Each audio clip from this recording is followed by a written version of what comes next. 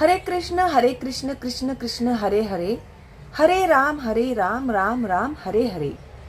भगवत गीता जशी आहे तशी. अध्याय दुसरा. सांख्य योग. गीतेचे सार. संजय उवाच. तम तथा कृपयाविष्टं श्रुपूर्णाकुलेक्षणं विषिदन्तमिदं वाक्यमुवाच मधुसूदनः.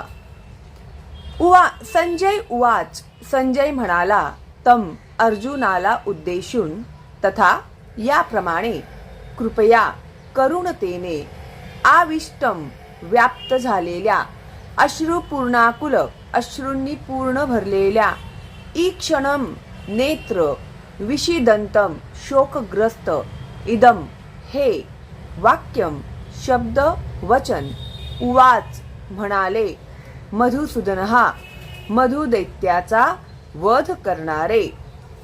संजय म्हणाला करुणतेने भारावलेल्या मन खचलेल्या आणि अश्रूंनी नेत्र भरून आलेल्या अर्जुनाला पाहून मधुसूदन श्रीकृष्ण पुढील प्रमाणे म्हणाले. तात्पर्य. भौतिक करुणा, शोक आणि अश्रू ही सर्व आत्म्यांबद्दलच्या असणाऱ्या अज्ञानाची लक्षणे आहेत. सनातन आत्म्याबद्दल करुणा असणे म्हणजेच आत्मसाक्षात्कार होय. या श्लोकामध्ये मधुसूदन हा शब्द महत्त्वपूर्ण आहे. भगवान श्रीकृष्णांनी मधुदैत्याचा वध केला होता आणि आता आपले कर्तव्य करीत असताना ज्या अज्ञानाने आपल्याला ग्रासले आहे त्या अज्ञानरूपी महासागरात बुडालेल्या मनुष्याला त्याच्या बाह्य वस्त्ररूपी स्थूल शरीराचे रक्षण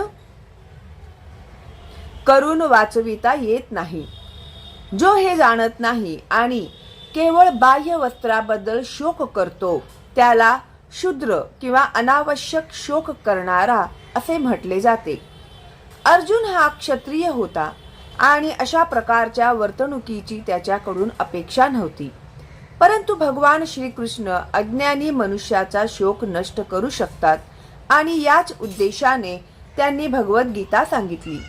सर्वोच्च अधिकारी भगवान श्रीकृष्ण यांनी सांगितल्याप्रमाणे हा अध्याय आपल्याला भौतिक शरीर आणि आत्मा यांच्या पृथक्करणात्मक विवेचनाद्वारे आत्मसाक्षात्कारासाठी मार्गदर्शन करतो.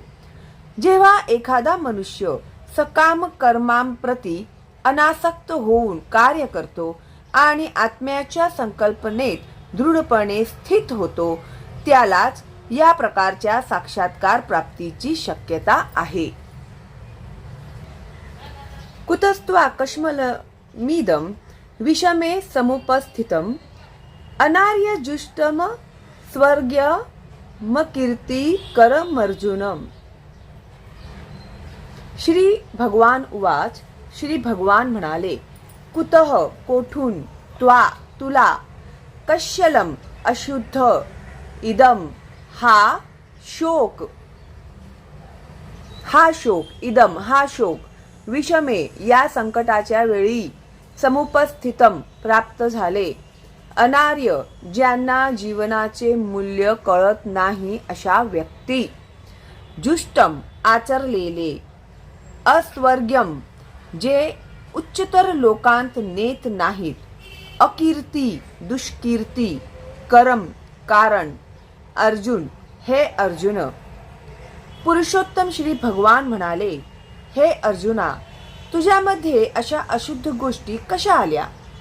ज्या मनुष्याला जीवनाच्या मूल्यांचे ज्ञान आहे त्याला या गोष्टी मुळीच शोभत नाही. या गोष्टी मनुष्याला उच्चतर लोकांत जाण्यात नाही तर त्या त्याच्या दुष्कीर्तीला कारणीभूत होतात. तात्पर्य. कृष्ण म्हणजे पूर्ण पुरुषोत्तम भगवान. म्हणून संपूर्ण गीतेमध्ये श्रीकृष्णांचा उल्लेख भगवान असाच केला आहे. भगवान रूपाचा साक्षात्कार हा परमसत्याच्या साक्षात्कारामध्ये अंतिम साक्षात्कार आहे. परम सत्याचा साक्षात्कार 3 अवस्थांमध्ये होतो. निर्विशेष ब्रह्म, सर्वव्यापी आत्मा परमात्मा किंवा सर्व जीवांच्या हृदयामध्ये स्थित परम सत्याचे स्वरूप आणि भगवान किंवा पुरुषोत्तम भगवान श्री कृष्ण श्रीमद भागवतात 1:2-11 परम सत्याची संकल्पना याप्रमाणे विवेचित करण्यात आली आहे. वदन्ति तत्व विदस्तत्वम यज्ञान मद्वयम ब्रह्मेति परमात्मेति भगवानीति शब्दते. परमसत्याचे ज्ञान असणारे परमसत्याचा साक्षात्कार ज्ञानाच्या 3 अवस्थांमध्ये करतात आणि या सर्व एकच आहे. परमसत्याच्या अशा अवस्थांना ब्रह्म, परमात्मा आणि भगवान असे म्हटले जाते. ही 3 दिव्य स्वरूपे सूर्याच्या उदाहरणावरून स्पष्ट करता येतात. सूर्यालाही विविध प्रकारची 3 रूपे आहेत. उदाहरणार्थ सूर्यप्रकाश, सूर्याचा पृष्ठभाग आणि प्रत्यक्ष सूर्यलोक. जो केवळ सूर्यप्रकाशाचे अध्ययन करतो तो प्राथमिक अवस्थेतील विद्यार्थी आहे. जो सूर्याच्या पृष्ठभागाला जाणतो तो अधिक प्रगतावस्थेत आहे आणि जो सूर्यलोकामध्येच प्रवेश करतो तो सर्वश्रेष्ठ आहे. सामान्य विद्यार्थी जो केवळ सूर्यप्रकाश, त्याचे विश्वव्यापकत्व आणि निर्विशेष अशा दैदिप्यमान प्रकाशाचे स्वरूप जाणण्यात समाधान मानतात, त्यांची तुलना परमसत्याच्या केवळ ब्रह्मस्वरूपाचा साक्षात्कार करू शकतात त्यांच्याशी करता येईल. जो विद्यार्थी आणखी थोडा प्रगत आहे तो सूर्यगोलाचे स्वरूप जाणू शकतो व त्याची तुलना परमसत्याच्या परमात्मा स्वरूपाचा साक्षात्कार करण्याशी करता येईल. आणि जो सूर्यग्रहाच्या अंतः प्रदेशात प्रवेश करू शकतो त्याची तुलना परमसत्याच्या साकार रूपाचा साक्षात्कार करणाऱ्याशी करता येते. म्हणून सर्व प्रकारचे विद्यार्थी जरी परमसत्य या एकाच विषयाच्या अध्ययनात मग्न असले तरी भक्त किंवा ज्यांनी परमसत्याच्या भगवान स्वरूपाचा साक्षात्कार केला आहे ते सर्वश्रेष्ठ अध्यात्मवादी आहेत. सूर्यप्रकाश, सूर्यगोल आणि सूर्यग्रहातील आंतरिक व्यवहार एकमेकांपासून अलग करता येत नसेल तरी 3 विविध अवस्थांचे अध्ययन करणारे विद्यार्थी एकाच प्रकारचे नसतात. भगवान या संस्कृत शब्दाचे स्पष्टीकरण व्यासदेवांचे पिता महान आचार्य पराशर मुनी यांनी केले आहे. संपूर्ण ऐश्वर्य, संपूर्ण बल, संपूर्ण यश, संपूर्ण सौंदर्य, संपूर्ण ज्ञान आणि संपूर्ण वैराग्य यांनी युक्त अशा सर्वश्रेष्ठ व्यक्तित्वास भगवान असे म्हटले जाते. असे अनेक लोक आहेत जे अत्यंत श्रीमंत, अत्यंत बलवान, अत्यंत सुंदर, अत्यंत प्रसिद्ध, अत्यंत ज्ञानी आणि अत्यंत अनासक्त विरागी आहेत, पण कोणीही ठामपणे सांगू शकत नाही की त्याच्याकडे संपूर्ण ऐश्वर्य, संपूर्ण बल इत्यादी सर्व पूर्ण रूपामध्ये आहे. केवळ श्रीकृष्णच तसे ठामपणे सांगू शकतात, कारण ते पुरुषोत्तम भगवान आहेत. ब्रह्मदेव, भगवान शिव, नारायण किंवा कोणत्याही जीवाकडे श्रीकृष्णां इतके संपूर्ण ऐश्वर्य नाही. म्हणून स्वतः ब्रह्मदेवांनी ब्रह्मसंहितेमध्ये स्पष्टपणे सांगितले आहे की श्रीकृष्ण हेच पुरुषोत्तम श्री भगवान आहेत. त्यांच्या बरोबरीचा किंवा त्यांच्यापेक्षा श्रेष्ठ असा कोणी नाही. तेच आदिपुरुष किंवा भगवान आहेत व गोविंद या नावाने जाणले जातात आणि तेच सर्व कारणांचे परम कारण आहेत. ईश्वरः परमः कृष्णः सच्चिदानंद विग्रहः अनादिरा दीर्घोविंदः सर्व कारण कारणम. भगवंतांच्या गुणांनी संपन्न अशा अनेक व्यक्ती आहेत, परंतु श्रीकृष्ण हेच सर्वश्रेष्ठ आहेत, कारण कोणीही त्यांची बरोबरी करू शकत नाही. तेच परमपुरुष आहेत आणि त्यांचे शरीर शाश्वत, पूर्णपणे ज्ञानमय आणि पूर्णपणे आनंदमयी आहे. सच्चिदानंद तेच आदिपुरुष श्री गोविंद असून सर्व कारणांचे मूळ कारण आहेत. ब्रह्मसंहिता 5.1. श्रीमद भागवतात सुद्धा पूर्ण पुरुषोत्तम भगवान यांच्या अनेक अवतारांची यादी आहे, पण श्रीकृष्णांचे आदी पुरुष श्री भगवान असे वर्णन करण्यात आले आहे व त्यांच्यापासूनच अनेकानेक अवतारांचा विस्तार होतो. एते चान शकलाः पुंसः कृष्णस्तु भगवान स्वयं इंद्रारिव्याकुलं डोकं मृडयन्ति युगे युगे. या ठिकाणी भगवंताच्या ज्या अवतारांची यादी देण्यात आली आहे ती म्हणजे भगवंतांची विस्तारित रूपे आहेत किंवा त्यांच्या विस्तारित रूपांची अंश रूपे आहेत. पण श्रीकृष्ण हे स्वतः पूर्ण पुरुषोत्तम भगवान आहेत. श्रीमद भागवत 1:3-28. म्हणून परमात्म्याचे आणि निर्विशेष ब्रह्माचे उगमस्थान असणारे श्रीकृष्ण हेच पूर्ण पुरुषोत्तम भगवान परमसत्य आहेत. पूर्ण पुरुषोत्तम भगवंतांच्या उपस्थितीत अर्जुनाचा आपल्या नातलगांबद्दलचा शोक हा निश्चितच अशोभनीय आहे आणि म्हणून श्रीकृष्ण कुत म्हणजेच कोठून या शब्दात आपले आश्चर्य व्यक्त करतात. आर्य म्हणून जाणल्या जाणाऱ्या सुशिक्षित समाजातील व्यक्तींकडून अशा प्रकारचे दौर्बल्य कधीच अपेक्षित नव्हते. आध्यात्मिक ज्ञानावर आणि जीवन मूल्यांवर आधारित असणाऱ्या समाजातील व्यक्तींनाच आर्य हा शब्द लागू पडतो. जीवनाबद्दलच्या भौतिक संकल्पनेने पछाडलेल्या लोकांना जीवनाचे ध्येय हे परमसत्य श्री विष्णू किंवा श्री भगवान यांची प्राप्ती आहे याचे ज्ञान नसते.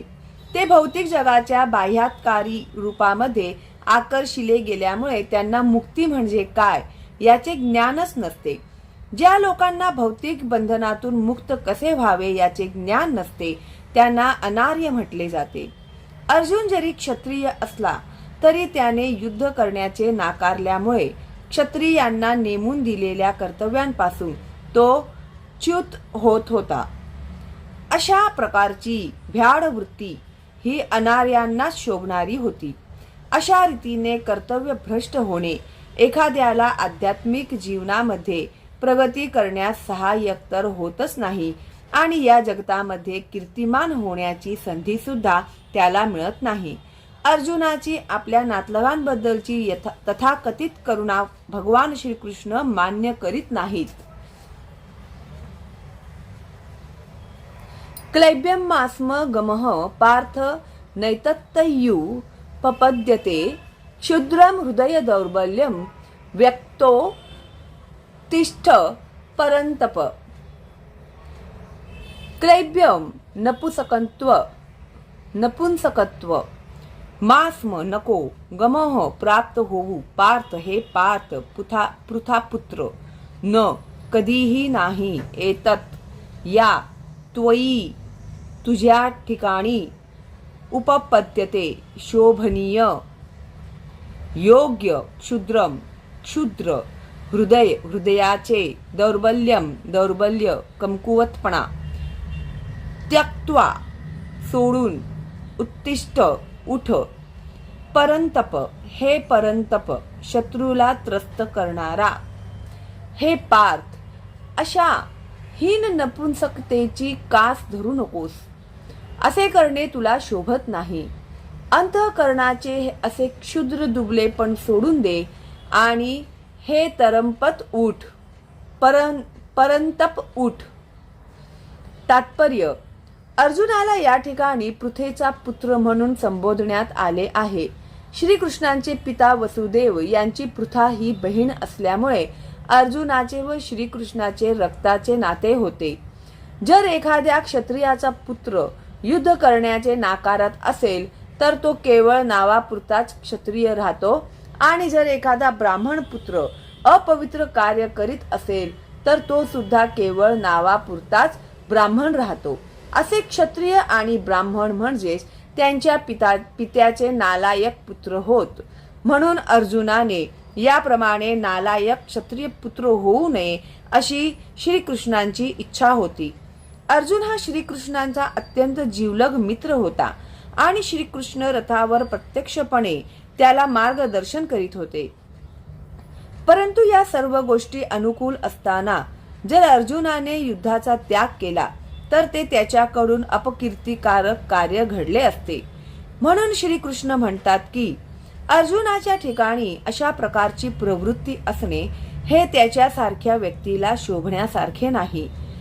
आपल्याला अत्यंत आदरणीय असणारे भीष्म आणि आपले नातलग यांच्याबद्दलच्या आपल्या उदार मनोवृत्तीच्या सबबीवर आपण युद्ध करण्याचे सोडून देतो असा युक्तिवाद अर्जुन कदाचित करील.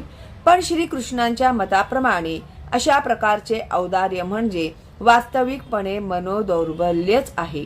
अशा प्रकारच्या मिथ्या औदार्याला कोणत्याही अधिकारवंतांनी संमती दिलेली नाही. म्हणून श्रीकृष्णांच्या प्रत्यक्ष मार्गदर्शनाखाली अर्जुनासारख्या व्यक्तींनी अशा प्रकारचे औदार्य आणि तथाकथित अहिंसा यांचा त्याग केला पाहिजे.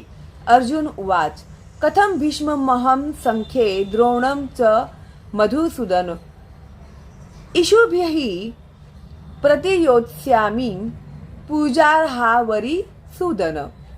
अर्जुन उवाच अर्जुन म्हणाला कथम कसे भीष्म अहम मी संख्ये युद्धामध्ये द्रोणम द्रोण च सुद्धा मधुसूदन हे मधुसूदन इषुभिः बाणाद्वारे प्रतियोत्स्यामि उलट प्रहार करू पूजा अहो जे पूजनीय आहेत त्यांना अरिसुदन हे शत्रु संहारक अरिसुदन. अर्जुन म्हणाला हे अरिसुदन हे मधुसूदना मला पूजनीय असणाऱ्या भीष्म द्रोणांसारख्या व्यक्तींवर मी बाणांनी प्रतिहल्ला कसा करू शकेन.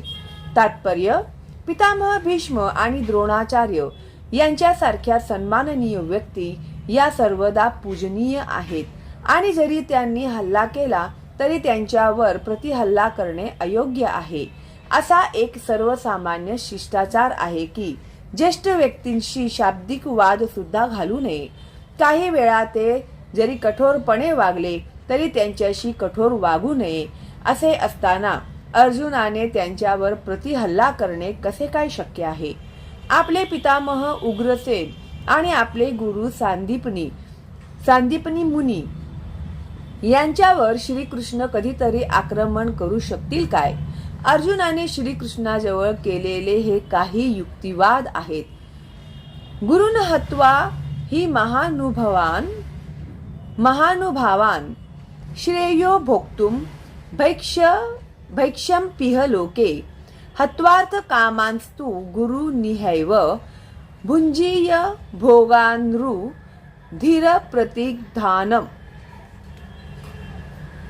गुरुन ज्येष्ठ व्यक्ती किंवा गुरुजन अहत्वा हत्या न करता ही निश्चितच महानुभावान महात्म्यांना श्रेयस्कर भोक्तुम जीवनाचा उपभोग घेणे भैक्ष्यम भिक्षा मागून अपि जरी इह या जीवनामध्ये लोके या जगात हत्वा हत्या करून अर्थ प्राप्ती कामान इच्छेने तू पण गुरुन ज्येष्ठ व्यक्तींना इह या जगतात एव निश्चितपणे भुंजीय भोगावेच लागेल. भोगान भोग्य वस्तू रुधिर रक्ताने प्रदिग्धान माखलेले रंजित. महात्म्यास असणाऱ्या महात्मासम असणाऱ्या माझ्या गुरुजनांना मारून जगण्यापेक्षा भिक्षा मागून जगणे अधिक श्रेयस्कर आहे. जरी त्यांना भौतिक लाभाची इच्छा असली तरी ते ज्येष्ठ आहेत. जर त्यांची हत्या केली तर आपले सर्व भोग रक्तरंजित होतील. तात्पर्य धर्मग्रंथातील नियमांनुसार जो गुरु निंद्य कर्म करण्यात गुंतला आहे व जो विवेकशून्य झाला आहे त्याचा त्याग करण्यास काहीच हरकत नाही. दुर्योधनाच्या आर्थिक पाठिंब्यामुळे भीष्म आणि द्रोण यांना दुर्योधनाची बाजू घेणे भागच होते. वास्तविकपणे केवळ आर्थिक सहाय्यतेच्या आधारावर त्यांनी दुर्योधनाची बाजू घेणे योग्य नव्हते. या परिस्थितीमुळे त्यांनी गुरु म्हणून आपली आदरणीयता गमावली होती. पण असे असले तरी अर्जुनाला वाटते की ते सर्वजण त्याच्यापेक्षा ज्येष्ठ आहेत आणि म्हणून त्यांची हत्या करून भौतिक लाभाचा उपभोग घेणे म्हणजे रक्ताने माखलेल्या लुटीचा भोग घेण्यासारखे आहे. न चैतद्विद्यः कतरन्नो गरीयो यद्वा जयेम यदि वानो जयेयुः यानेव हत्वान जिजीविषाम तेव स्थिताः प्रमुखे धार्तराष्ट्राः. न नाही च सुद्धा एतत हे विद्यः आम्हाला माहीत आहे. कतरत कोणते नह आमच्यासाठी गरीयः श्रेयस्कर किंवा उत्तम यत वा अथवा जयेम आम्ही जिंकू यदि जरी वा किंवा नह आम्ही जयेयुः ते जिंकतील यान ज्यांना एव खचितच हत्वा हत्या करून न कधीच नाही जिजीविषाम आम्ही जगू इच्छितो ते सर्वजण अवस्थिताः उभे आहेत. प्रमुखे सामोरे धार्तराष्ट्राः धृतराष्ट्राचे पुत्र. त्यांच्यावर विजय प्राप्त करणे ही त्यांच्याकडून पराजित होणे हा दोहोंपैकी कोणती गोष्ट अधिक चांगली आहे हे आम्हाला कळत नाही. जर आम्ही धृतराष्ट्र पुत्रांची हत्या केली तर आम्हाला जगण्याची आवश्यकता नाही. तरी देखील युद्धभूमीमध्ये ते आमच्या समोरच उभे आहेत. तात्पर्य जरी युद्ध करणे हे क्षत्रियांचे कर्तव्य असले तरी युद्ध करून अनावश्यक हिंसा करण्याचा धोका पत्करावा की युद्धापेक्षा भिक्षा मागून जीवन कंठावे हे अर्जुनाला कळत नव्हते. युद्धामध्ये जर त्याने शत्रूंवर विजय प्राप्त केला नाही तर भिक्षा मागणे हेच केवळ त्याच्या उदरनिर्वाहाचे साधन होते आणि विजयाचीही शाश्वती नव्हती. कारण दोन्हीपैकी त्यांची बाजू समर्थनीय आहे. दोन्हीपैकी कोणताही पक्ष विजयी होऊ शकतो. जरी विजयश्री हातात माळ घेऊन वाट पाहत असली त्यांची बाजू समर्थनीयच आहे तरी धृतराष्ट्र पुत्रांच्या मृत्यूमुळे त्यांच्या अनुपस्थितीत जीवन कंठणे अत्यंत कठीण होते. अशा प्राप्त परिस्थितीत तो त्यांचा दुसऱ्या प्रकारचा पराभवच होता. अर्जुनाने विचारात घेतलेल्या या सर्व गोष्टी निश्चितपणे सिद्ध करतात की तो भगवंतांचा केवळ महान भक्तच नव्हता तर तो अत्यंत ज्ञानी होता आणि त्याचा आपल्या मनावर व इंद्रियांवर पूर्ण संयम होता. राजघराण्यात जन्मला असूनही त्याची भिक्षा मागून जीवन कंठण्याची इच्छा म्हणजे अनासक्तीचे आणखी एक लक्षण होय. हे सर्व गुण आणि भगवान श्रीकृष्ण त्याचे आध्यात्मिक गुरु यांच्या आज्ञेवरील त्याचा विश्वास दर्शवितो की तो खऱ्या अर्थाने सद्गुणी होता. यावरून सिद्ध होते की अर्जुन हा मोक्ष प्राप्तीला सर्वथा योग्य होता. जोपर्यंत इंद्रिय निग्रह करता येत नाही तोपर्यंत उच्चतर अशा ज्ञानावस्थेची प्राप्ती होण्याची शक्यता नाही आणि ज्ञान व भक्तीशिवाय मोक्ष प्राप्तीची शक्यता नाही. भौतिक संबंधाविषयी अर्जुनाला पुरेपूर जाण होती परंतु त्यापेक्षा कितीतरी अधिक पटीने हे सर्व आध्यात्मिक गुणविशेष त्याच्याकडे होते. कार्पण्य दोषोपहत स्वभावः पृच्छामि त्वां धर्म सम्मूढ चेताः यच्छ्रेयः सान्निश्चितं ब्रूहि तन्मे शिष्यस्तेहं शाधि मां त्वां प्रपन्नम. कार्पण्य दुर्बलता, दैन्य, दोष, कमकुवतपणा, उपहत ग्रस्त झालेला स्वभाव, विशेषता स्वाभाविक वृत्ती. पृच्छामी मी विचारत आहे, त्वाम तुम्हाला, धर्म सम्मुट गोंधळून मोहग्रस्त, चेताहा अंतःकरणात, यत काय श्रेयः सर्वतोपरी कल्याणकारक श्रेयस्कर स्यात् असेल निश्चितपणे ब्रूही सांगा तत्ते मे मला शिष्य ते तुमचा अहम मी शाधी उपदेश करा माम मला त्वाम तुम्हाला प्रपन्नम शरणागत माझ्या दुर्बलतेमुळे मी माझ्या कर्तव्याबद्दल गोंधळून गेलो आहे आणि माझी मनःशांती नष्ट झाली आहे. अशा स्थितीत माझ्यासाठी निश्चितपणे सर्वांत श्रेयस्कर काय आहे याबद्दल मी तुम्हाला विचारित आहे. मी तुमचा शिष्य आहे आणि तुम्हाला शरण आलो आहे. कृपा करून मला उपदेश करा. तात्पर्य स्वभावतःच प्रकृतीच्या भौतिक कार्यपद्धतीची रचना ही प्रत्येकाला गोंधळात टाकणारी आहे, पदोपदी गोंधळून टाकणारी स्थिती आहे आणि म्हणून मनुष्याला जीवनातील ध्येय प्राप्तीबद्दल योग्य मार्गदर्शन करू शकणाऱ्या प्रमाणित आध्यात्मिक गुरुकडे जाणे आवश्यक आहे. आपल्या इच्छेशिवायही घडणाऱ्या जीवनातील सर्व गुंतागुंतीपासून मुक्त होण्यासाठी संपूर्ण वैदिक साहित्य आपल्याला प्रमाणित आध्यात्मिक गुरुकडे जाण्याचा सल्ला देते.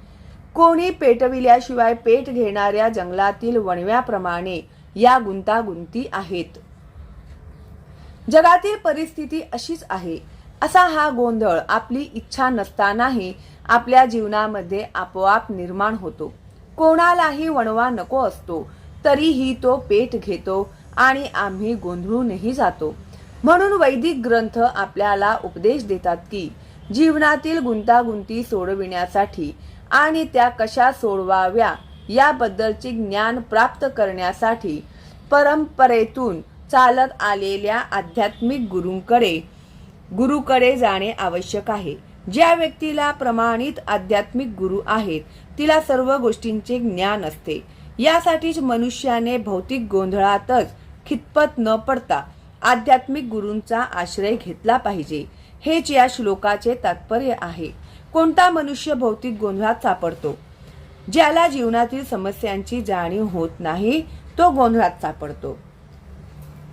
बृहदारण्यक उपनिषदामध्ये 3:8-10 गोंधळलेल्या मनुष्याचे वर्णन पुढील प्रमाणे करण्यात आले आहे.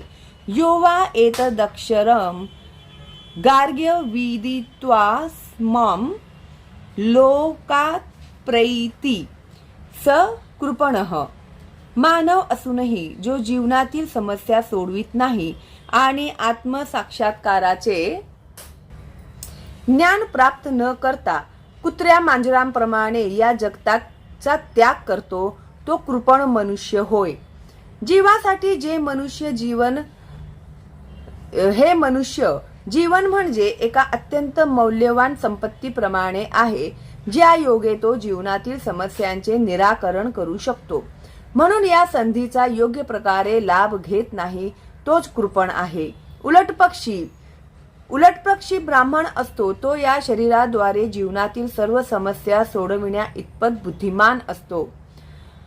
य एतदक्षरम गार्गी विदित्वास्मालो कात प्रैती स ब्राह्मणः. देहात्म बुद्धीने वश झालेल्या कृपण व्यक्ती आपले कुटुंब, समाज, राष्ट्र इत्यादींचा प्रती अत्यंत आसक्त होऊन आपला वेळ वाया घालवितात. त्वचा रोगाच्या आहारी जाऊन मनुष्य आपल्या कुटुंबावर, उदाहरणार्थ आपल्या पत्नीवर, मुलांवर आणि इतर सदस्यांवर आसक्त होतो.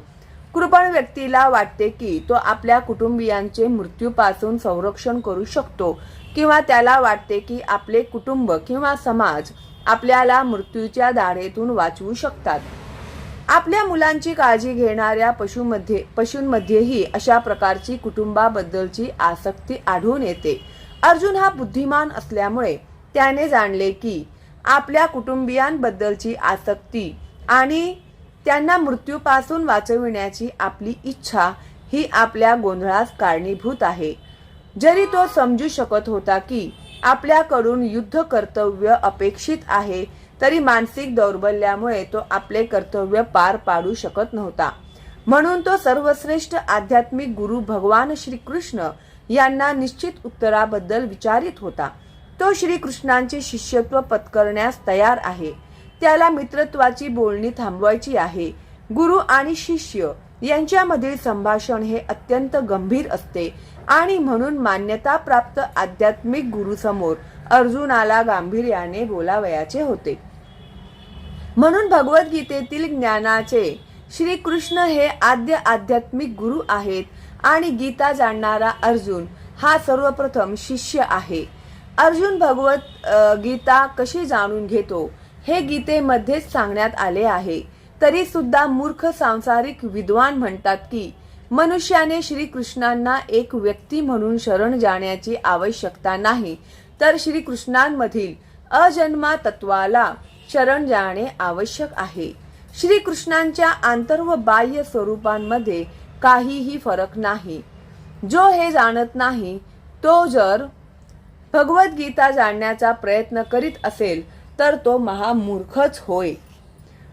नहि प्रपश्यामि ममापनुद्याद यच्छोक मुच्छोषणमिन्द्रियाणाम् अवाप्य भूमाव सपत्न मूर्धं राज्यं सुराणामपि चाधिपत्यं न काही ही खचितच प्रपश्यामी मला दिसते मम माझ्या उपनुद्यात दूर करू शकेल यत जो शोकम शोक उच्छोषणम कोरडे पाडणारा इंद्रियांना अवाप्य प्राप्त होऊन भूमौ पृथ्वीवर अपसत्मम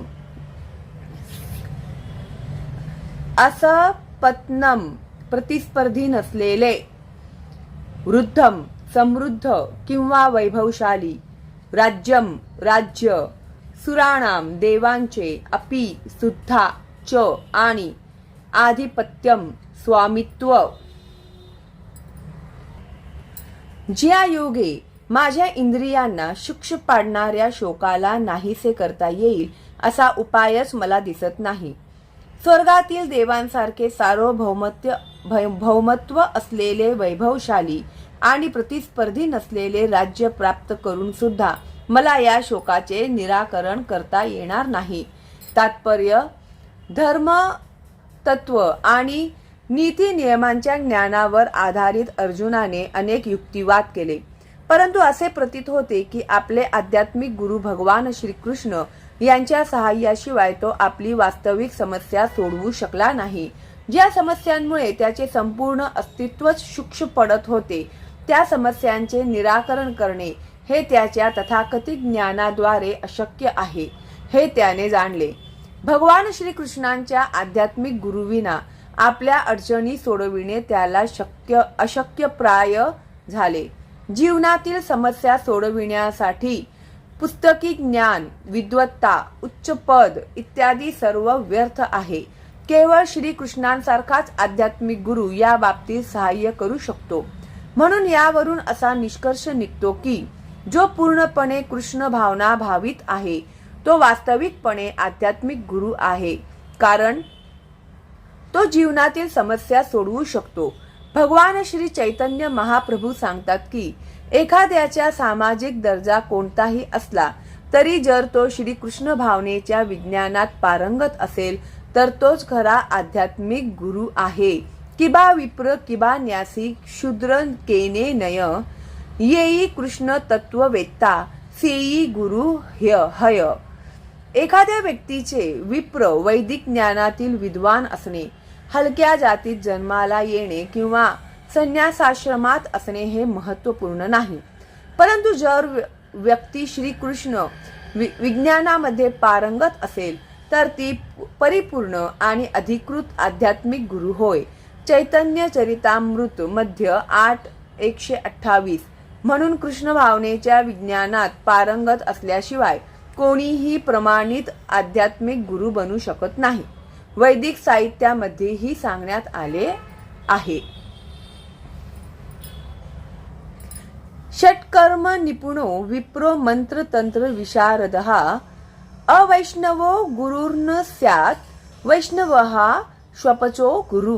वैष्णव किंवा श्रीकृष्ण भावनेच्या विज्ञानात पारंगत असल्या वाचून संपूर्ण वेदविद्येमध्ये तज्ज्ञ आणि विद्वान असा ब्राह्मणही आध्यात्मिक गुरु बनण्यास लायक असू शकत नाही.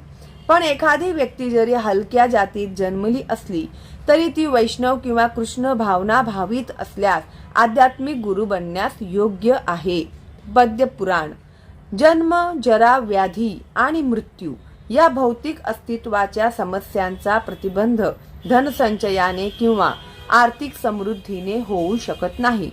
जगामध्ये अशी अनेक राष्ट्रे आहेत जी जीवनातील सुखसोयींनी समृद्ध, संपत्तीने परिपूर्ण आणि आर्थिक दृष्ट्या विकसित आहेत.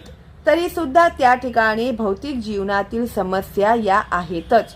विविध मार्गांद्वारे ते शांती प्राप्त करण्याचा प्रयत्न करीत आहेत, परंतु त्यांनी श्रीकृष्णांचे त्यांच्या अधिकृत प्रतिनिधीद्वारे कृष्ण भावना भावित व्यक्ती किंवा कृष्ण विज्ञान सांगितलेल्या भगवद्गीता आणि श्रीमद भागवत यांसारख्या शास्त्रांद्वारे मार्गदर्शन घेतले तरच त्यांना खरी शांती प्राप्त होऊ शकते. आर्थिक विकास आणि भौतिक सुखसोयींमुळे एखाद्याचे कौटुंबिक, सामाजिक, राष्ट्रीय किंवा आंतरराष्ट्रीय मदांधता याबद्दलचे दुःख दूर होऊ शकत नाही. असे असते तर अर्जुनाने म्हटले नसते की पृथ्वीवरील प्रतिस्पर्धी विरहित राज्य किंवा स्वर्गलोकातील देवतांसारखे सार्वभौमत्वही माझा शोक दूर करू शकत नाही. म्हणून त्याने कृष्ण भावनेचा आश्रय घेतला. शांती व समाधान प्राप्तीचा तोच योग्य मार्ग आहे. आर्थिक प्रगती किंवा जगावरील सार्वभौमत्व याचा भौतिक प्रकृतीच्या प्रलयामुळे क्षणार्धातच विनाश होऊ शकतो. आता मनुष्य चंद्रलोकावर जाण्याचा प्रयत्न करीत आहे, परंतु उच्चतर ग्रह लोकावर जाण्या इतपत प्रगतीचाही विनाश एकाच फटक्यानिशी होऊ शकतो. भगवद्गीताही याची पुष्टी करते की क्षीणे पुण्ये मर्त्य लोकम विशंती. जेव्हा पुण्य कर्माच्या फलांचा अंत होतो तेव्हा मनुष्याचे आनंदाच्या अत्युच्च शिखरावरून जीवनातील अत्यंत खालच्या पायरी इतपत पतन होते. जगातील अनेक राजकारण्यांचे याप्रमाणे अधपतन झाले आहे. असे पतन केवळ अधिक शोकालाच कारणीभूत होते. यासाठी जर आपल्याला कायमचा शोक आवरायचा असेल तर ज्याप्रमाणे अर्जुन हा श्रीकृष्णांचा आश्रय घेत आहे त्याप्रमाणे आपणही श्रीकृष्णांचा आश्रय घेतला पाहिजे. म्हणून अर्जुनाने श्रीकृष्णांना निश्चितपणे आपल्या समस्यांचे निराकरण करण्यास सांगितले आहे आणि तोच कृष्ण भावनामृताचा मार्ग आहे. संजय उवाच. एवं मुक्त्वा हृषिकेशं गुडाकेशः परन्तपः न योत्स्य इति गोविंद मुक्त्वा तुष्णीम बभूवः. संजय उवाच. संजय म्हणाला, एवं याप्रमाणे उक्त्वा बोलून ऋषिकेशम इंद्रियांचे स्वामी श्रीकृष्ण यांना उद्देशून गुडाकेशः अज्ञानाचे नियंत्रण करण्यात प्रवीण असलेला अर्जुन, परंतपः हे परंतप शत्रूला त्रस्त करणारा, न योत्स्ये मी युद्ध करणार नाही, इति याप्रमाणे गोविंदम इंद्रियांना आनंद देणाऱ्या श्रीकृष्णांना उद्देशून उक्त्वा सांगून तृष्णीम स्तब्ध बभूव झाला. खचित. संजय म्हणाला, याप्रमाणे बोलून झाल्यावर परंतप अर्जुन श्रीकृष्णांना म्हणाला, हे गोविंद, मी युद्ध करणार नाही, आणि स्तब्ध झाला. तात्पर्य: अर्जुन युद्ध करणार नव्हता व त्याऐवजी युद्धभूमीचा त्याग करून भिक्षाटन करण्यास जाणार होता. हे समजल्यावर धृतराष्ट्राला नक्कीच आनंद झाला असला पाहिजे. पण शत्रूला मारण्या इतपत अर्जुन सक्षम आहे. परंतप असे सांगून संजयाने धृतराष्ट्राची निराशा केली. थोड्या वेळापुरता जरी अर्जुन आपल्या कुटुंबावरील प्रेमामुळे व्याकुळ झाला होता, तरी तो शिष्य म्हणून परमश्रेष्ठ आध्यात्मिक गुरु श्री कृष्ण यांना शरण गेला. यावरून असे दिसून येते की थोड्याच कालावधीत तो कौटुंबिक आसक्तीमुळे उत्पन्न झालेल्या मिथ्या शोकातून मुक्त होईल आणि आत्मसाक्षात्काराच्या ज्ञानाने किंवा कृष्ण भावनेने परिपूर्ण होऊन निश्चितपणे युद्ध करील. याप्रमाणे धृतराष्ट्राच्या आनंदात विरजणच पडले, कारण श्रीकृष्णांनी अर्जुनाला ज्ञान प्रदान केल्यामुळे तो शेवटपर्यंत युद्ध करील. तमुवाच हृषिकेशः प्रहसन्नीव भारत सेनयोरुभयोर्मध्ये विषिन्दमिदं वचः. तम त्याला उद्देशून उवाच म्हणाले हृषिकेशः, इंद्रियांचे स्वामी श्री कृष्ण प्रहसन स्मितहास्य करीत, इव जणू काय भरतवंशज हे धृतराष्ट्र सेनयोः सैन्याच्या उभयोः दोन्ही बाजूंच्या मध्ये विषिदंतम शोकमग्न इदम पुढील प्रमाणे वचः शब्द किंवा वचन. हे भरतवंशजा, त्यावेळी दोन्ही सैन्यांच्या मध्ये उभे राहून हास्य करीत श्रीकृष्ण खिन्न झालेल्या अर्जुनाला याप्रमाणे म्हणाले. तात्पर्य: ऋषिकेश आणि गुडाकेश या दोन घनिष्ठ मित्रांमध्ये संभाषण चालले होते. मित्र या नात्याने दोघेही एकाच पातळीवर होते, पण त्यांच्यापैकी एकाने स्वेच्छेने दुसऱ्याचे शिष्यत्व पत्करले. श्रीकृष्ण हसले, कारण एका मित्राने शिष्यत्व पत्करले होते. सर्वांचे अधिपती या नात्याने ते नित्य सर्वांच्या पेक्षा ज्येष्ठ आहेत. तरी सुद्धा भक्तासाठी भगवंत हे मित्र, पुत्र किंवा प्रियकर यांपैकी कोणताही संबंध ठेवण्यास सदैव तयार असतात. पण जेव्हा त्यांचा गुरु म्हणून स्वीकार करण्यात आला, तेव्हा ते गुरु बनले आणि शिष्यांबरोबर त्यांनी गुरुप्रमाणेच गंभीर संभाषण केले. असे दिसते की गुरु आणि शिष्यांमधील संवाद सर्वांच्या लाभासाठी दोन्ही सैन्यांच्या मध्ये प्रकटपणे चालला होता. म्हणून भगवद्गीतेतील संवाद हा फक्त विशिष्ट व्यक्ती, समाज, जातीसाठी नसून तो सर्वांसाठी आहे आणि त्याचे श्रवण करण्याचा मित्र अथवा शत्रू दोघांनाही समान अधिकार आहे.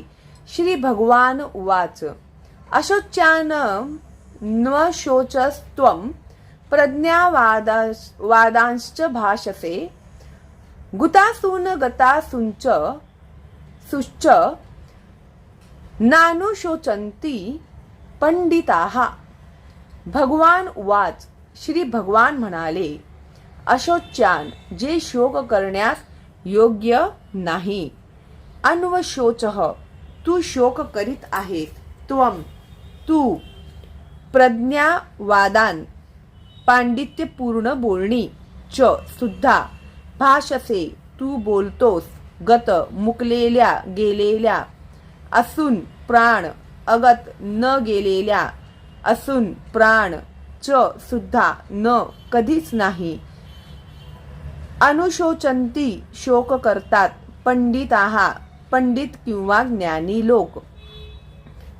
पुरुषोत्तम श्री भगवान म्हणाले, पंडिताप्रमाणे बोलताना तू जे शोक करण्यायोग्य नाही त्याबद्दल शोक करीत आहेस. जे ज्ञानीजन आहेत ते जीवितांबद्दल तसेच मृतांबद्दलही शोक करीत नाहीत. तात्पर्य: भगवंतांनी तात्काळ गुरुपद स्वीकारले आणि आपल्या शिष्याला अप्रत्यक्षपणे मूर्ख म्हणून खडसावले. भगवंत म्हणाले की तू एखाद्या विद्वानाप्रमाणे बोलत आहेस, पण तू जाणत नाहीस की जो विद्वान आहे किंवा ज्याला शरीर आणि आत्म्याचे ज्ञान आहे तो जीविताबद्दल किंवा मृतावस्थेबद्दल शोक करीत नाही. पुढील अध्यायांमध्ये सांगितल्याप्रमाणे जड व चेतन आणि उभयतांच्या नियंत्रकाला जाणणे म्हणजेच ज्ञान होय. राजकारण आणि समाजशास्त्र यांच्यापेक्षा धार्मिक तत्वांना अधिक प्राधान्य देण्यात यावे असा अर्जुनाचा युक्तिवाद होता. पण त्याला माहीत नव्हते की धार्मिक तत्वांपेक्षाही जड प्रकृती, आत्मा आणि परमात्मा यांबद्दलचे ज्ञान हे अत्यंत महत्त्वपूर्ण आहे आणि या ज्ञानाच्या अभावामुळे त्याने महान विद्वान व्यक्तीचा आव आणायला नको होता.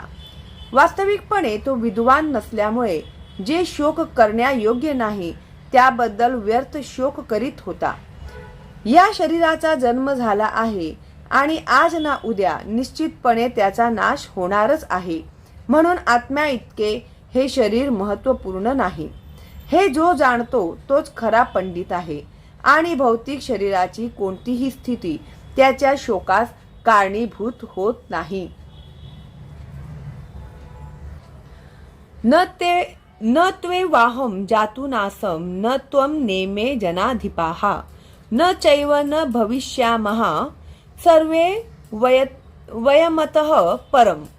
न कधीच नाही, तू परंतु एव निश्चितपणे, अहम मी, जातु कोणताही काळ, न नाही आसम अस्तित्व, न नाही त्वम तू, न नाही इमे हे सर्व, जनाधिपाः राजे, न कधीच नाही, च सुद्धा, एव निश्चित, न नाही, भविष्यामः अस्तित्वात राहू, सर्वे वयम आपण सर्वजण, अतः परम यापुढे. ज्या काळी मी, तू आणि हे सर्व राजे अस्तित्वात नव्हते असा काळ कधीही नव्हता आणि भविष्य काळात आपण अस्तित्व विहीन होणार असेही नाही. तात्पर्य, वैयक्तिक कर्मानुसार किंवा कर्मफलांनुसार विविध अवस्थांमध्ये असणाऱ्या असंख्य जीवांचे पालन करता पुरुषोत्तम श्री भगवान आहेत असे कठोपनिषद आणि श्वेताश्वतर उपनिषदांमध्ये सांगण्यात आले आहे. तेच पुरुषोत्तम श्री भगवान आपल्या पूर्णांशाद्वारे प्रत्येक जीवाच्या हृदयामध्ये स्थित आहेत. ते संतजन त्या भगवंतांना आत आणि बाहेर दोन्हीकडे पाहू शकतात. त्यांनाच परिपूर्ण आणि शाश्वत शांतीची प्राप्ती होते. कठोपनिषद 2:2-13. नित्योनित्यानां चेतनानां एको बहुनां यो विद्याति कामान् तमात्वमस्थं येनोपश्यन्ति धीरास्तेषां शांतिः शाश्वती नेतरेषां. अर्जुनाला जे वैदिक सत्य सांगण्यात आले ते जगातील सर्व व्यक्तींनाही, विशेष करून ज्यांच्याकडे वास्तविकपणे अतिशय तोकडे ज्ञान आहे पण स्वतः विद्वान असल्याचा देखावा करतात, त्यांना सांगण्यात आले आहे. भगवान स्पष्टपणे सांगतात की ते स्वतः, अर्जुन आणि युद्धभूमीवर जमलेले राजे या सर्वांचे शाश्वत वैयक्तिक अस्तित्व असते आणि बद्ध अथवा मुक्त या दोन्ही अवस्थांमधील सर्व जीवांचे भगवंत हेच नित्य पालन करता आहेत. पुरुषोत्तम श्री भगवान हे परमपुरुष आहेत आणि भगवंतांचा नित्य सहचर अर्जुन व उपस्थित राजे हे सर्व शाश्वत जीवात्मा आहेत. भूतकाळात ते अस्तित्वात नव्हते असे नाही आणि ते शाश्वत नित्य व्यक्ती राहणार नाहीत असेही नाही. त्यांचे व्यक्तिमत्व भूतकाळात अस्तित्वात होतेच आणि हे व्यक्तित्व भविष्य काळातही अखंडपणे चालू राहीलच. म्हणून कोणाबद्दलही शोक करण्याचे कारण नाही. मायावादी तत्वज्ञान सांगते की मोक्षानंतर जीवात्मा हा मायेच्या आवरणापासून अलग होतो आणि निर्विशेष ब्रह्मामध्ये विलीन होऊन आपले अस्तित्व गमावतो. पण या सिद्धांताला सर्वश्रेष्ठ अधिकारी भगवान श्रीकृष्णांनी या ठिकाणी पुष्टी दिली नाही. तसेच फक्त बद्धावस्थेतच आपण वैयक्तिक अस्तित्वाचा विचार करतो या सिद्धांतालाही या ठिकाणी पुष्टी मिळत नाही. उपनिषदांत सांगितल्याप्रमाणेच या ठिकाणी श्रीकृष्ण सुद्धा सांगतात की भविष्य काळातही भगवंत आणि इतरांचे स्वतंत्र अस्तित्व निरंतर चालूच राहील. श्रीकृष्णांचे हे विधान अधिकृत आहे कारण श्रीकृष्ण भ्रमित होण्याचा प्रश्नच उद्भवत नाही. जर जीवाचे स्वतंत्र अस्तित्व ही वास्तविकता नसती तर भविष्य काळातील जीवाच्या स्वतंत्र व्यक्तित्वावर श्रीकृष्णांनी इतका जोर दिलाच नसता. यावर प्रतिवाद करण्यासाठी मायावादी म्हणू शकतील की श्रीकृष्णांनी स्वतंत्र व्यक्तित्वाबद्दल सांगितलेले वचन आध्यात्मिक नसून भौतिक आहे. जरी हा युक्तिवाद मान्य केला की व्यक्तित्व हे भौतिक आहे, तरी श्रीकृष्णांच्या स्वतंत्र व्यक्तित्वाबद्दल काय? श्रीकृष्ण आपल्या भूतकाळातील स्वतंत्र अस्तित्वाबद्दल खात्रीपूर्वक सांगतात आणि भविष्य काळातील स्वतंत्र अस्तित्वाबद्दल ही निश्चिती देतात. श्रीकृष्णांनी आपले स्वतंत्र व्यक्तित्व अनेकविध रीतींनी निश्चितपणे सिद्ध केले आहे आणि निर्विशेष ब्रह्म हे त्यांच्याहून गौण आहे असे घोषित करण्यात आले आहे. श्रीकृष्णांनी आपले स्वतंत्र व्यक्तित्व सर्वत्र कायम ठेवले आहे. जर त्यांचा अहंकारी सामान्यबद्ध जीव म्हणून स्वीकार केला तर त्यांनी सांगितलेल्या भगवद्गीतेला प्रमाणित शास्त्र म्हणून काहीच किंमत राहत नाही. मानवी दुर्बलतेच्या 4 दोषांनी युक्त सामान्य मनुष्य श्रवण योग्य ज्ञानाबद्दल शिक्षण देण्यास असमर्थ आहे. भगवद्गीता ही सामान्य अशा साहित्याहून श्रेष्ठ आहे. कोणत्याही भौतिक जडवादी पुस्तकाची भगवद्गीतेशी तुलना होऊ शकत नाही. जेव्हा एखादा श्रीकृष्णांचा सामान्य मनुष्य म्हणून स्वीकारतो तेव्हा भगवद्गीतेचे सर्व महत्त्व नाहीसे होते. मायावादी असा युक्तिवाद करतात की या श्लोकात जे अनेकत्व सांगितले आहे ते केवळ रूढीला धरून आहे आणि ते शरीराला उद्देशून सांगण्यात आले आहे. परंतु यापूर्वीच्या श्लोकामध्ये अशा प्रकारच्या शारीरिक संकल्पनेचे पूर्णपणे खंडन करण्यात आले आहे. जीवांच्या शारीरिक संकल्पनेची पूर्वीच निंदा केल्यावर पुन्हा शरीरविषयक रूढीला चिकटून असणारे विधान श्रीकृष्णांद्वारे केले जाणे कसे शक्य आहे? म्हणून स्वतंत्र व्यक्तित्व आध्यात्मिक स्तरावर आधारित आहे आणि याची पुष्टी श्री रामानुजाचार्यासारख्या इतर आचार्यांनीही केली आहे. गीतेत अनेक ठिकाणी स्पष्टपणे सांगण्यात आले आहे की जे भगवंतांचे भक्त आहेत तेच या स्वतंत्र आध्यात्मिक अस्तित्वाबद्दल जाणू शकतात. पुरुषोत्तम श्री भगवान म्हणून श्रीकृष्णांचा जे द्वेष करतात ते या महान ग्रंथामध्ये खऱ्या अर्थाने प्रवेश करूच शकत नाहीत. अभक्ताद्वारे भगवद्गीतेतील शिकवणूक जाणण्याचा प्रयत्न म्हणजे मधमाशीने मधाची बाटली बाहेरून चाटल्याप्रमाणेच आहे. ज्याप्रमाणे एखाद्याला मधाची बाटली उघडल्या वाचून त्यातील मधाची चव घेता येत नाही, त्याचप्रमाणे या ग्रंथातील 4थ्या अध्यायामध्ये सांगितल्याप्रमाणे भगवत भक्ताशिवाय इतर कोणीही भगवद्गीता जाणूच शकत नाही. तसेच ज्या व्यक्ती भगवंतांच्या अस्तित्वाबद्दल द्वेष करतात त्यांनाही गीतेमधील रहस्याला स्पर्शही करणे शक्य नाही. म्हणून गीतेवरील मायावादी टीका ही परमसत्याबद्दल अत्यंत दिशाभूल करणारी आहे. श्री चैतन्य महाप्रभूंनी मायावादी भाष्य वाचण्यास मनाई केली आहे आणि असेही सूचित आहे की जो अशा मायावादी तत्वज्ञानाचा स्वीकार करतो तो गीतेतील वास्तविक रहस्य जाणण्यास असमर्थ ठरतो. जर स्वतंत्र व्यक्तित्व भौतिक सृष्टीशी संबंधित असते तर भगवंतांनी गीतोपदेश करण्याची काहीच आवश्यकता नव्हती. स्वतंत्र जीव आणि भगवंत यांचे अनेकत्व ही वास्तविकता आहे आणि वर सांगितल्याप्रमाणे वेदांमध्ये याची पुष्टी करण्यात आली आहे.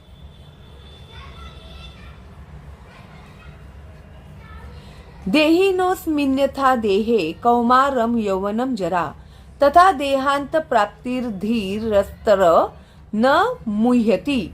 देहिनः देहधारी आत्म्याला अस्मिन यात तथा यथा ज्याप्रमाणे देहे शरीरामध्ये कौमारम बालपण, यौवनम तारुण्य, जरा वार्धक्य म्हातारपण तथा त्याप्रमाणे देह अंतर शरीराचे स्थानांतर, प्राप्तीही प्राप्ती, धीरः धीर मनुष्य तत्र त्यामुळे न कधीच नाही, मुह्यती मोहित होतो. ज्याप्रमाणे देहधारी आत्मा अविरतपणे या देहात बालपणापासून तारुण्यात आणि तारुण्यातून म्हातारपणात जात असतो, त्याचप्रमाणे मृत्यूनंतर जीवात्मा दुसऱ्या देहामध्ये प्रवेश करतो. अशा स्थित्यंतरामुळे धीर मनुष्य गोंधळून जात नाही. तात्पर्य: प्रत्येक जीव हा स्वतंत्र देहधारी आत्मा असल्यामुळे तो प्रत्येक क्षणी आपले शरीर बदलत असतो. तात्पर्य: प्रत्येक जीव हा स्वतंत्र देहधारी आत्मा असल्यामुळे तो प्रत्येक क्षणी आपले शरीर बदलत असतो. या बदलांमुळे तो कधीच बालकाप्रमाणे, कधी तरुणाप्रमाणे, तर कधी म्हाताऱ्याप्रमाणे दिसून येतो. असे असले तरी तोच जीवात्मा तेथे असतो आणि त्याच्यामध्ये कोणताही बदल घडून येत नाही. अंततः हा जीवात्मा मृत्यूनंतर शरीर बदलतो आणि दुसऱ्या शरीरात स्थानांतरित होतो. जीवात्म्याला पुढच्या जन्मामध्ये आध्यात्मिक किंवा भौतिक शरीर मिळणार हे निश्चित आहे आणि यासाठीच भीष्म, द्रोण यांच्याबद्दल अतिशय आस्था असणाऱ्या अर्जुनाला त्यांच्या मृत्यूमुळे शोकाकुल होण्याचे काहीच कारण नव्हते. उलट ते वृद्ध शरीरातून नवीन शरीरात स्थानांतर करून नवतारुण्य प्राप्त करीत असल्यामुळे अर्जुनाने आनंदित व्हायला हवे होते. शरीरातील अशा बदलांमुळे एखाद्याला त्याच्या आयुष्यातील कर्मानुसार सुख किंवा दुःख प्राप्त होते.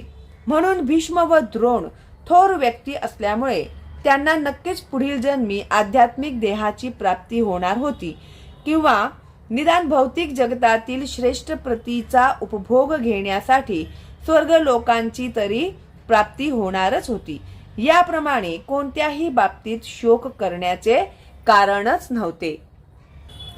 ज्या मनुष्याला जीवाची मूळ स्थिती परमात्मा आणि आध्यात्मिक तसेच भौतिक प्रकृतीचेही परिपूर्ण ज्ञान असते त्या मनुष्याला धीर किंवा ज्ञानी मनुष्य असे म्हणतात.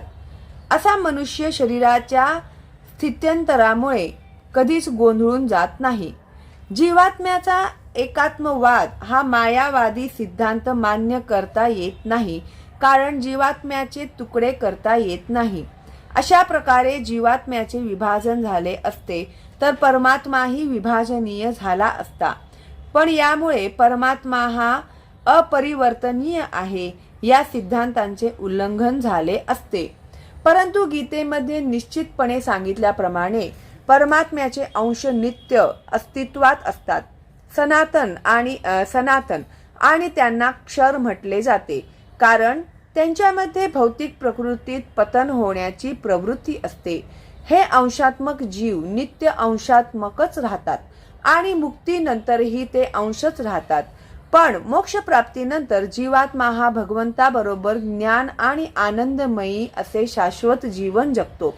प्रत्येक व्यक्तिगत शरीर स्थित असलेल्या परमात्म्याला प्रतिबिंबाचा सिद्धांत लागू करता येतो. तो जीवात्म्याहून भिन्न असतो. आकाशाच्या पाण्यातील पडलेल्या प्रतिबिंबाप्रमाणे सूर्य, चंद्र आणि तारे दिसून येतात. तारकांची तुलना जीवात्म्यांशी करता येते, तर चंद्र किंवा सूर्याची तुलना परमेश्वराशी करता येते. वैयक्तिक स्वतंत्र जीवाचे प्रतिनिधित्व अर्जुनाने केले आहे, तर परमात्मा स्वतः भगवान श्री कृष्ण आहेत.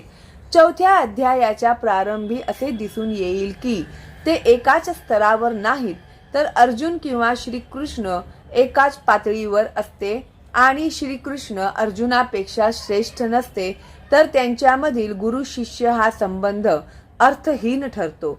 जर दोघेही मोहित होणारे असते तर त्यांच्यातील एकाने शिष्य आणि दुसऱ्याने गुरु बनण्याची काहीच आवश्यकता नव्हती. असा उपदेश निरुपयोगीच ठरला असता, कारण मायेच्या तावडीत कोणीच प्रमाणित गुरु बनू शकत नाही. अशा परिस्थितीत मान्य केले पाहिजे की श्रीकृष्ण हे भगवान आहेत आणि मायेने मोहित झालेला जीवात्मा अर्जुन याच्यापेक्षा ते श्रेष्ठ आहेत. मात्रा स्पर्शास्तु कौंतेय शीतोष्ण सुख दुःख दाहा आगमापायिनो नित्यास्ताम स्थितिक्षस्व भारत. मात्रा स्पर्शाहा इंद्रिय विषयांची जाणीव. तू केवळ कौंतेय हे कुंती पुत्रा, शीत हिवाळा, उष्ण उन्हाळा, सुख दुःख आणि दुःख, दाहा देणारे, आगम येणे, अपायिनः अदृश्य होणारी, विनाश पावणारी, अनित्य तान त्या सर्वांना तितिक्षस्व, केवळ सहन करण्याचा प्रयत्न कर. भारत, हे भरतवंशजा, हे कौंतेया, तात्पुरती उत्पन्न होणारी आणि कालांतराने विनाश पावणारी जी सुखदुःखे आहेत ती हिवाळा व उन्हाळा यांच्या येण्या जाण्याप्रमाणे आहेत. हे भरतवंशजा, ती सुखदुःखे इंद्रियांना होणाऱ्या जाणीवेपासून निर्माण होतात आणि मनुष्याने ती क्षुब्ध न होता सहन करण्यास शिकले पाहिजे. तात्पर्य: योग्य कर्तव्य पालनासाठी एखाद्याने अनित्य असणाऱ्या सुखदुःखांची उत्पत्ती व विनाश सहन करण्यास शिकलेच पाहिजे. वेदाज्ञेप्रमाणे एखाद्याने माघ, जानेवारी, फेब्रुवारी महिन्यातही भल्या पहाटे स्नान करणे आवश्यक आहे. त्यावेळी अतिशय थंडी असते, तरीही जे धार्मिक तत्वांचे पालन करतात ते अशा वेळी स्नान करण्यास मागे पुढे पाहत नाहीत. त्याचप्रमाणे मे, जून महिन्यातील कडक उन्हाळ्यातही स्त्री ही स्वयंपाकघरात स्वयंपाक करण्यास मागे पुढे पाहत नाही. प्रतिकूल हवामानातही मनुष्याने आपले कर्तव्य पालन केलेच पाहिजे. त्याचप्रमाणे युद्ध करणे हे क्षत्रियांचे धार्मिक तत्व आहे आणि जरी एखाद्या क्षत्रियाला आपला मित्र किंवा नातेवाईक यांच्याबरोबर युद्ध करावे लागले तरी त्याने त्याच्या नियत कर्मापासून ढळू नये. ज्ञानस्तरापर्यंत उन्नत होण्यासाठी एखाद्याने नियत विधिविधानांचे पालन करणे आवश्यक आहे. कारण केवळ ज्ञान आणि भक्तीद्वारेच मनुष्य मायेच्या तावडीतून स्वतःला मुक्त करू शकतो. अर्जुनाला ज्या 2 नावांनी या ठिकाणी संबोधण्यात आले आहे ते सुद्धा महत्त्वपूर्ण आहे. त्याला कौंतेय नावाने संबोधण्यामुळे त्याच्या आईच्या बाजूकडील थोर रक्ताच्या नातेवाईकांचा बोध होतो आणि भारत या नावाने संबोधण्यामुळे त्याच्या पित्याकडील असणाऱ्या महानतेचा बोध होतो. दोन्ही बाजूंनी त्याचा वारसा थोर होता. थोर वारशामुळे योग्य कर्तव्य पालनाची जबाबदारी वाढते. म्हणून अर्जुन युद्ध करण्याचे टाळू शकत नाही. यम हि न व्यथयन्त्येते पुरुषं पुरुषर्षभ, समसुखदुःखं धीरं सो मृतत्वाय कल्पते. यम, ज्याला, ही, निश्चित, न, कधीच नाही. व्यथयंती, व्यथित होणे किंवा विचलित होणे. येते, या सर्व, पुरुषम, पुरुषाला, पुरुष ऋषभ, हे पुरुष श्रेष्ठा, सम, अविचल किंवा समान, दुःख, दुःखामध्ये, सुखम, सुखामध्ये, धीरम, धीर, विवेकी, सह, तो, अमृतत्वाय, मुक्तीसाठी, कल्पते, योग्य होतो. हे पुरुष श्रेष्ठा अर्जुना, जो मनुष्य सुख आणि दुःख यांनी विचलित होत नाही आणि दोन्ही अवस्थांमध्ये स्थिर असतो तो मोक्ष प्राप्तीसाठी निश्चितपणे योग्य आहे. तात्पर्य: आध्यात्मिक साक्षात्कारामधील उच्चतर अवस्थेची प्राप्ती करण्याच्या निश्चयात जो दृढ आहे आणि सुखदुःखाचे आघात जो समभावाने सहन करतो तो खचितच मोक्ष प्राप्तीस प्राप्त आहे. वर्णाश्रम संस्थेमध्ये जी चौथी अवस्था संन्यासाश्रम आहे ती अत्यंत खडतर अवस्था आहे. पण जो आपले जीवन परिपूर्ण करण्याबद्दल प्रामाणिक आहे तो सर्व अडचणींना न जुमानता संन्यासाश्रम स्वीकारतो.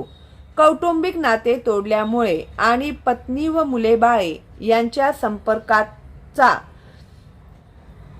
त्याग करण्यामुळे साधारणपणे अडचणी उद्भवतात. परंतु जर कोणी अशा अडचणी सहन करण्यास समर्थ असेल तर निश्चितपणे आत्मसाक्षात्काराच्या मार्गात तो पूर्णत्व प्राप्त करतो. त्याचप्रमाणे जरी आपल्या कुटुंबियांशी किंवा प्रियजनांशी लढणे कठीण असले तरी अर्जुनाने आपल्या क्षत्रिय धर्माच्या कर्तव्य पालनात चिकाटीने प्रयत्न करणे आवश्यक आहे असा त्याला उपदेश देण्यात आला आहे. श्री चैतन्य महाप्रभूंनी वयाच्या 24व्या वर्षी संन्यास ग्रहण केला आणि त्यांच्यावर अवलंबून असणारी त्यांची तरुण पत्नी आणि वृद्ध माता यांची देखभाल करण्यास कोणीच नव्हते. तरी सुद्धा उच्चतर हेतुप्रीत्यर्थ त्यांनी संन्यास घेतला व ते आपल्या श्रेष्ठ अशा कर्तव्य पालनात दृढ होते. भौतिक बंधनातून मुक्ती प्राप्त करण्याचा तोच एकमात्र मार्ग आहे. ना सतो विद्यते भावो ना भावो विद्यते सतः उभयोरपि दृष्टोन्तस्त्व नयोस्तत्त्वं दर्शिभिः. न कधीच नाही, असतः जे असत आहे ते, विद्यते आहे, भावः चिरस्थायित्व, न कधीच नाही, अभावः बदलण्याचा गुणधर्म, विद्यते आहे, सतः जे शाश्वत आहे त्याचा, उभयोः दोहोंचा, अपि खरोखरच, दृष्टः पाहिलेला आहे, अंतः निर्णय, निष्कर्ष, तू निसंदेह, अनयोः या दोन्हींचा, तत्व सत्याचा, दर्शीभिः साक्षात्कारी. जे तत्वदर्शी पुरुष आहेत त्यांनी असा निष्कर्ष काढला आहे की जे असत भौतिक शरीर आहे ते चिरकाळ टिकू शकत नाही आणि जे सत जीवात्मा आहे ते कधीच बदलत नाही. या दोन्हीच्या स्वरूपांचा अभ्यास करून तत्वदर्शी पुरुषांनी असा निष्कर्ष काढला आहे. तात्पर्य: परिवर्तनशील शरीर स्थायी नसते. आधुनिक विज्ञानाने मान्य केले आहे की विविध प्रकारच्या पेशींच्या क्रिया व प्रतिक्रिया यांमुळे क्षणोक्षणी शरीर बदलत असते आणि याप्रमाणे शरीरामध्ये वाढ होते आणि वृद्धत्व येते.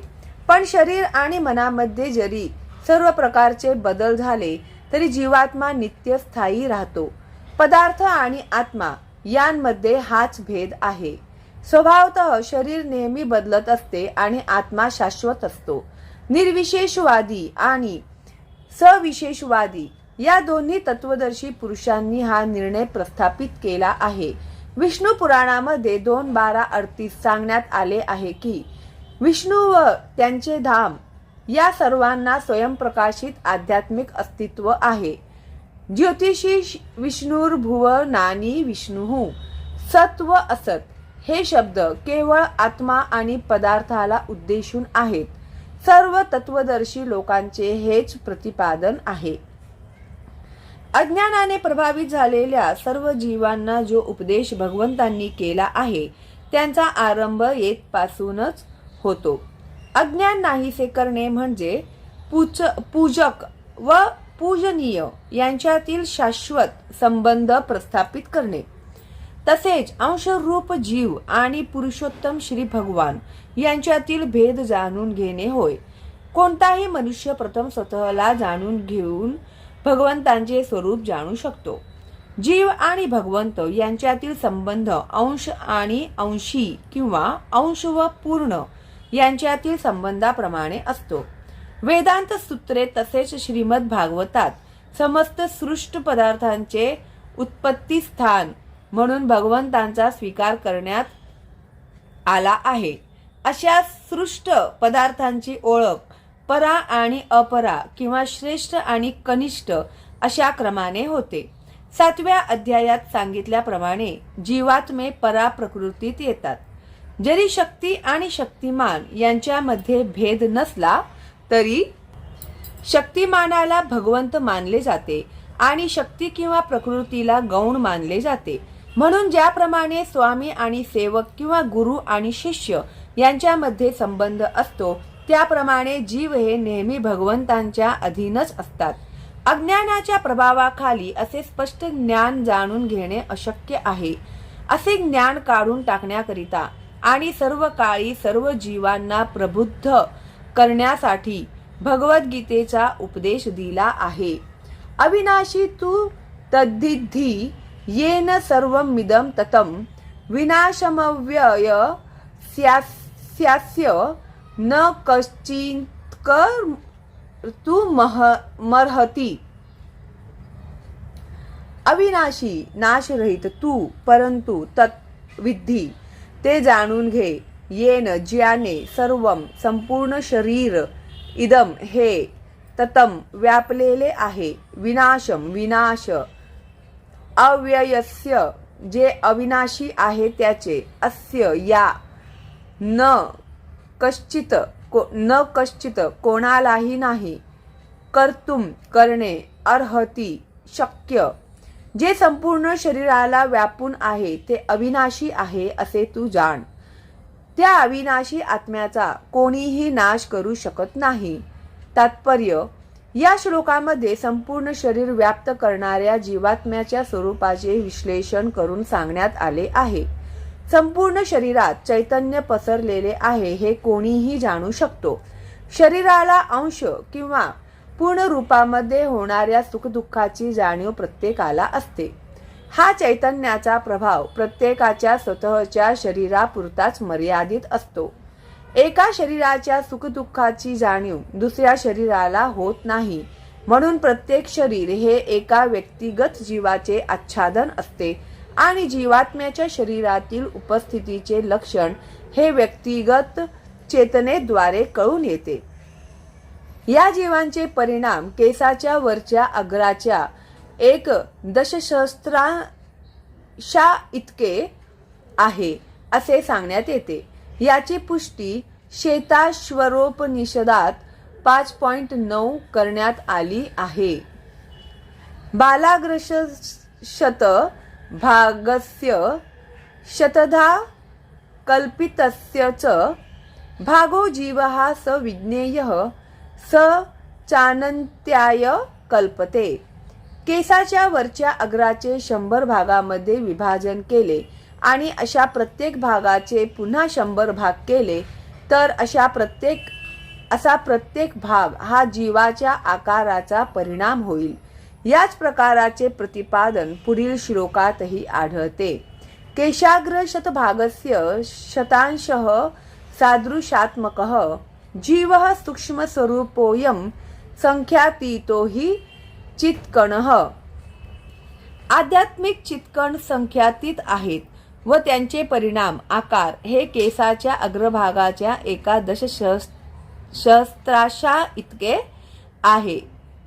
दशसहस्रांशा इतके आहे.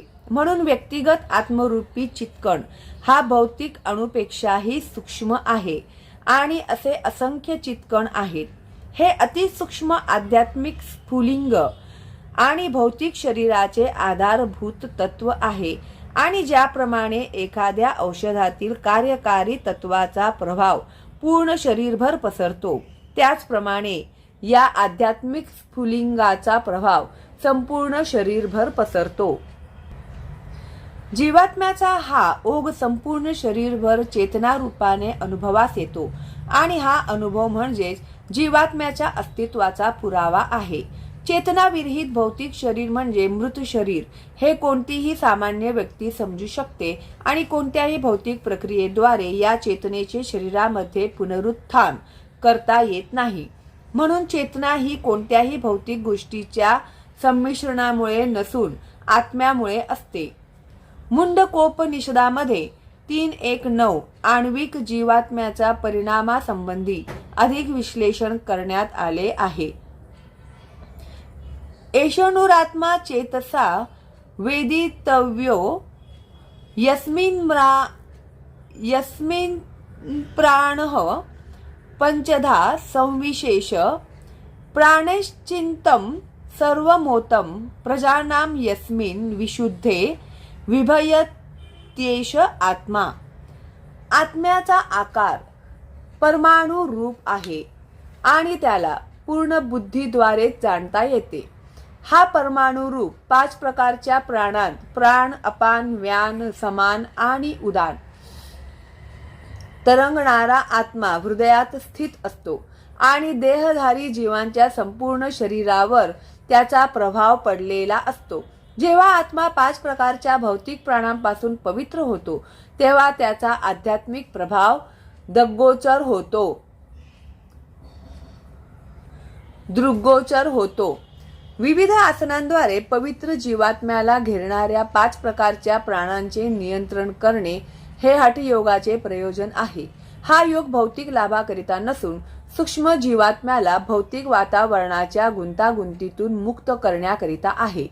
म्हणून संपूर्ण वैदिक साहित्यामध्ये अनुरूप जीवात्म्याचे स्वरूप मान्य करण्यात आले आहे आणि कोणत्याही सुज्ञ मनुष्याला प्रत्यक्ष व्यवहारामध्ये याचा अनुभव येतो. केवळ अक्कलशून्य व्यक्तीच हा परमाणु रूप जीवात्मा सर्वव्यापी विष्णुत्व आहे असे म्हणू शकते. परमाणुरूपी जीवात्म्याचा प्रभाव संपूर्ण शरीरभर पसरू शकतो. मुंडकोपनिषदाप्रमाणे हा अणुरूप आत्मा प्रत्येक जीवाच्या हृदयामध्ये स्थित आहे. हा अणुरूप आत्म्याचे मोजमाप करणे हे भौतिक वैज्ञानिकांच्या ग्रहणशक्तीच्या पलीकडे आहे आणि त्यामुळेच ते मूर्खपणाने प्रतिपादन करतात की आत्मा अस्तित्वातच नाही. व्यक्तिगत अणुरूप आत्मा हा परमात्म्यासहित निश्चितपणे हृदयामध्ये आहे आणि म्हणूनच शारीरिक हालचालींसाठी लागणारी संपूर्ण शक्ती शरीराच्या या भागातूनच उत्सर्जित होते. फुफ्फुसापासून प्राणवायू वाहून नेणाऱ्या पेशी आत्म्याकडून शक्ती प्राप्त करतात. जेव्हा जीवात्मा या ठिकाणाहून निघून जातो तेव्हा शरीरातील रक्तोत्पादनाचे कार्य थांबते. वैद्यकीय विज्ञान तांबड्या पेशींचे महत्त्व मान्य करते, पण शक्तीचे उगमस्थान हे आत्मा आहे याबद्दल ते निश्चितपणे सांगू शकत नाही. तरी सुद्धा वैद्यकशास्त्र मान्य करते की हृदय हे शरीरास आवश्यक शक्तीचे उगमस्थान आहे. परमात्म्याच्या अशा अणुरूप अंशाची तुलना सूर्यप्रकाशातील अणूंशी केली आहे. सूर्यप्रकाशामध्ये असंख्य तेजोमय अणू असतात. त्याचप्रमाणे भगवंतांची अंशरूपे म्हणजे भगवंतांच्या किरणातील आण्विक स्फुलिंग आहेत. त्यांना प्रभा किंवा पराशक्ती असे म्हटले जाते. म्हणून कोणी वैदिक ज्ञानाचा पुरस्कर्ता असो अथवा आधुनिक विज्ञानाचा पुरस्कर्ता असो, तो शरीरातील आत्म्याचे अस्तित्व अमान्य करू शकत नाही. पुरुषोत्तम श्री भगवंतांनी स्वतः भगवद्गीतेमध्ये या आत्म्याच्या विज्ञानाचे वर्णन विस्तृतपणे केले आहे.